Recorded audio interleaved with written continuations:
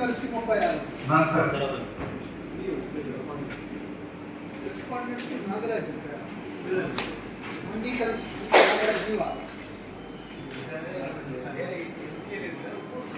Retire ಆಗಿ 22 ವರ್ಷ ಆಯ್ತಾ?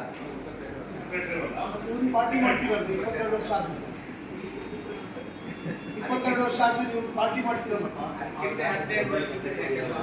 ಅವ್ರು ಕೊಟ್ಟಿದ್ದೀನಿ ಸ್ವಾಮಿ, ಅವ್ರಿಗೆ ಮಾಡಿದ್ದು ಅಂದ್ರೆ ಕಾನೂನು ಓದ್ಕೊಂಡ್ಬರ್ಬೇಕು, ಯಾರು ಕೇಳಬೇಕು. 22 ವರ್ಷ ಆದ್ಮೇಲೆ ಅವ್ರ ಮೇಲೆ ಕ್ರಮ ತಗೊಳ್ಳೋದು ಬರಲ್ಲ.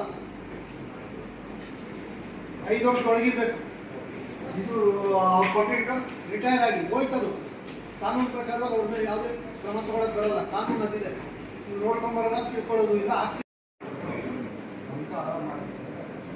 ಬೇರೆ ವರ್ಗ ನರ್ಸಪ್ಪನ ತಗೊಂಡು ಹೋಗಿ ನರ್ಸಕ್ಕನ ಮಾಡಿ ನರ್ಸಕ್ಕನ ತಗೊಂಡು ಹೋಗಿ ಆಯಾಕನ ಮಾಡಿ ನರ್ಸಪ್ಪನ ತಂದೆ ಆಯಾಕ